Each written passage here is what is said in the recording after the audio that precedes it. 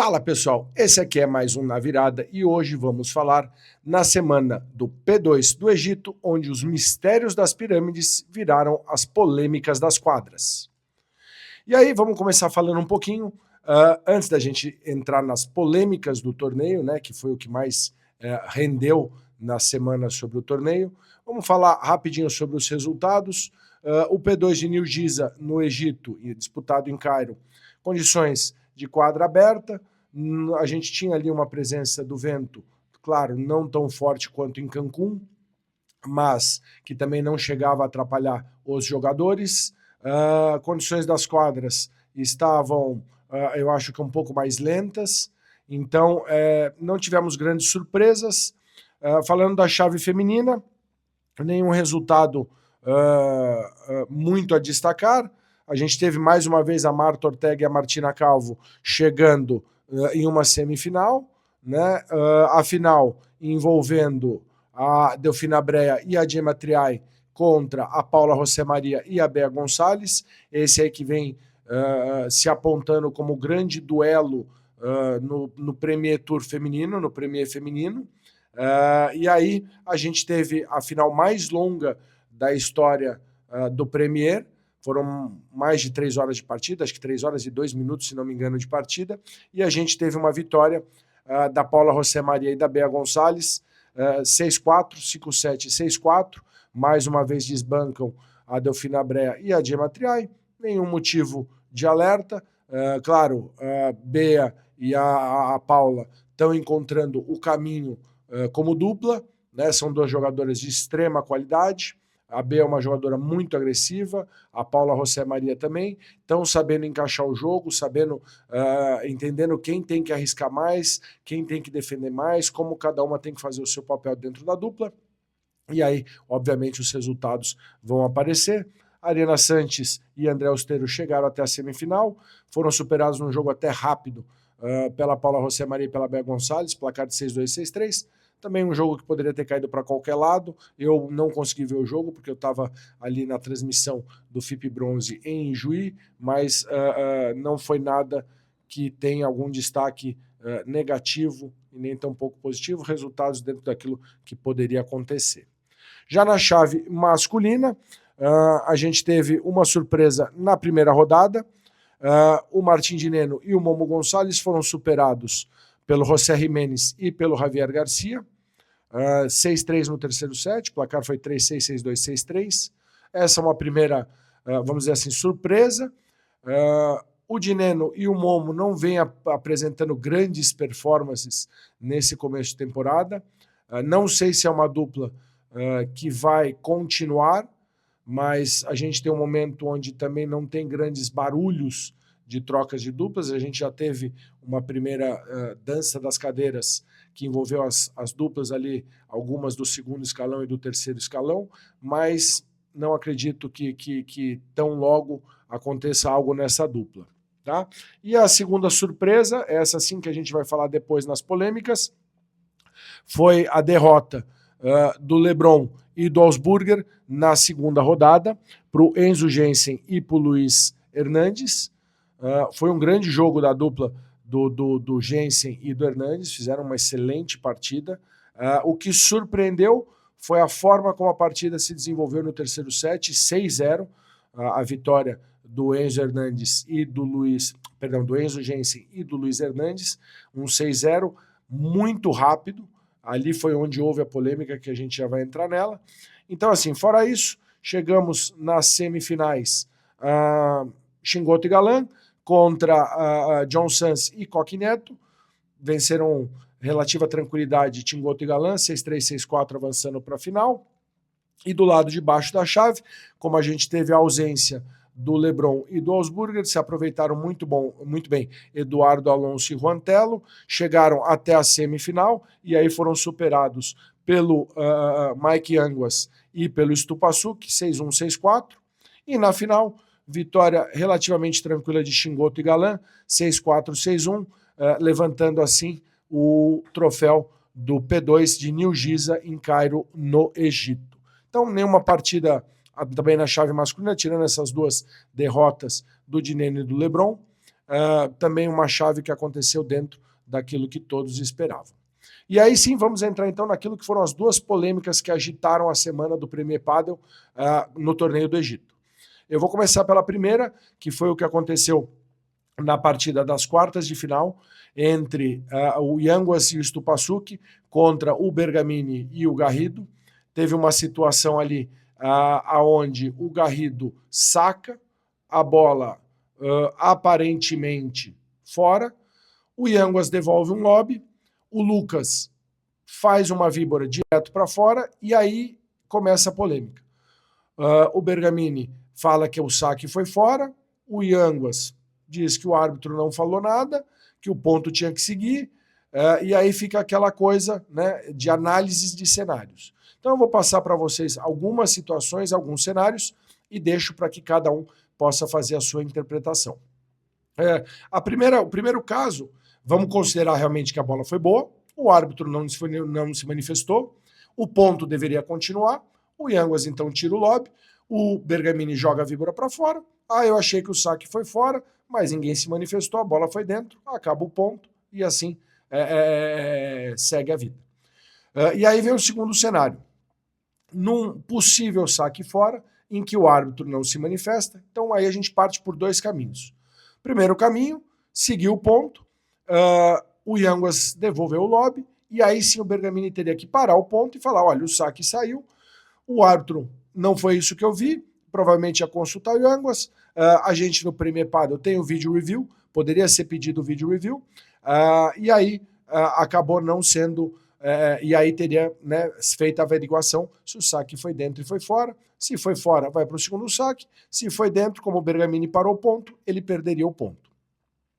A segunda situação, segunda opção, nesse caso da bola fora, o saque foi fora, e aí o Yanguas pararia também, acusaria, falar, o saque foi fora, a gente já viu isso várias vezes no primeiro, os jogadores corrigindo a chamada do árbitro de cadeira, então o Yanguas ia falar, o saque foi fora, vai para o segundo saque, o árbitro provavelmente ia acatar, Lucas e o Garrido achavam que o saque foi fora, iam voltar e iam para o segundo saque, e aí a partida seguiria normalmente. Então teve essa discussão, e aí fica aquela conclusão, né? A gente tem dois caminhos que são muito difíceis de cravar uma verdade. A gente tem o caminho que é a atitude do Bergamini, que errou em não parar o ponto. Né? Ele também, acho que naquele momento ali da partida, um momento decisivo, ele acabou optando, falou, se eu paro e a bola foi dentro, se eu perco o ponto. Então, eu vou jogar a bola. Só que aí foi aquela coisa, joguei a bola, errei, o saque saiu. Não estou dizendo, por favor, me entendam em momento nenhum, que houve uma má intenção, mas naquele momento da partida, placar apertado, se não me engano era um break point, você não quer também arriscar perder um game de serviço numa bobeira de parar um ponto. Então você joga, espera ver se alguém se manifesta, ninguém manifestou, o ponto continuou. E aí sim entra o segundo caso, que aí sim é uma situação, vamos dizer assim, moral do Yanguas de perceber o saque fora, de talvez ter percebido o saque fora, ter devolvido, como o árbitro não falou, ele seguiu o ponto. Se o Lucas acertasse uma boa vibra, ele poderia parar o ponto. Se o Lucas jogou para fora, ele continuou. Mas também, assim como o Lucas, no calor do momento, na tensão do momento, fez o golpe e jogou para fora, o Yanguas também pode não ter visto a bola, devolveu, seguiu o ponto da maneira que ele achou. Eu tenho um breakpoint, também não vou parar o ponto, né, e salvar um breakpoint de graça, vamos dizer assim, para o Bergamini e para o Garrido, porque eu achei que a bola foi fora e eu parei o ponto. Então é uma coisa muito discutível, é um assunto que naquele momento da partida, num breakpoint, os jogadores tensos por ser uma quarta de final, um jogo que estava apertado, o Bergamini e o Garrido tinham ganho o primeiro set 6-3, tinham perdido o segundo 6-3 e perderam o terceiro 6-1, então assim, um momento muito tenso do jogo, é difícil falar alguma coisa. Mas aconteceu, houve a discussão ali acalorada do Bergamini com o Yanguas. O Yanguas, a gente sabe, é um jogador que já se envolveu em outras polêmicas com jogadores durante os jogos, então também tem um histórico aí que também pode ter sido mais um ingrediente nessa polêmica, mas infelizmente o jogo seguiu, né? E aí o Bergamini e o Garrido acabaram sendo superados nas quartas de final, mas fizeram um bom torneio, eles como dupla 7 cumpriram o papel, chegaram até as quartas de final, claro, poderiam ter avançado, tem potencial para avançar, e a gente espera que isso aconteça no restante da temporada. E a polêmica maior, essa sim que já vem se arrastando há alguns torneios, o relacionamento entre Léo Auzburger e Juan Lebron. Na partida que eles foram superados,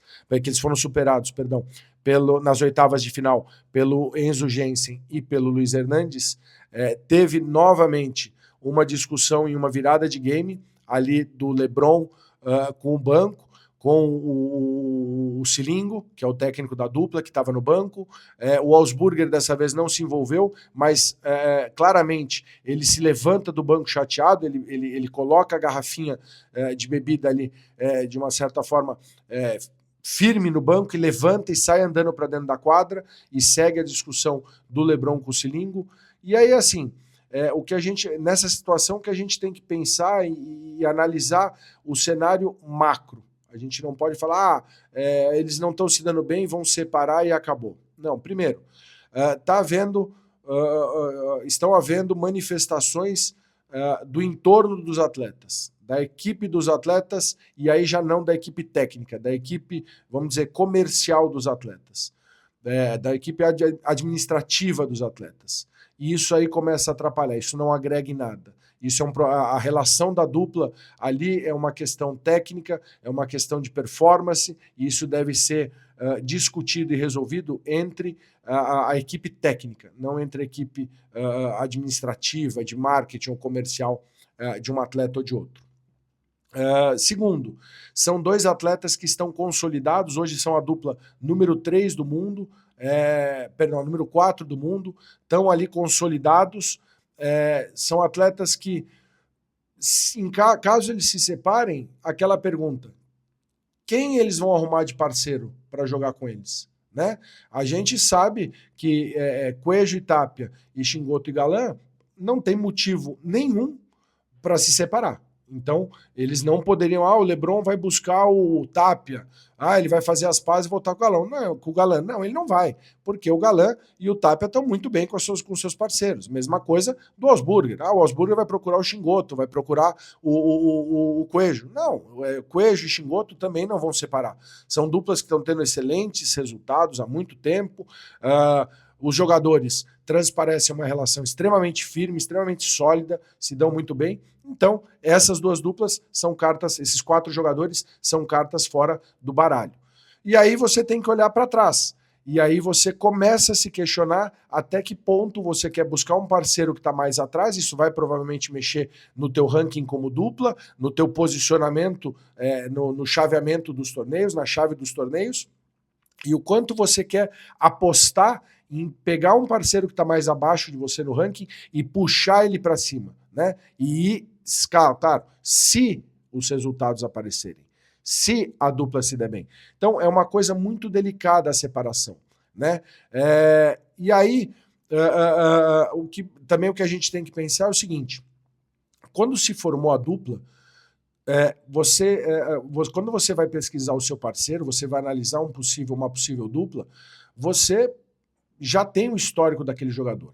Você sabe da personalidade daquele jogador. Então, quando você decide entrar no projeto esse, como por exemplo, do Auzburger e do Lebron, que não é um projeto de curto prazo, é um projeto de médio e longo prazo, você tem que estar aberto a encarar essas situações.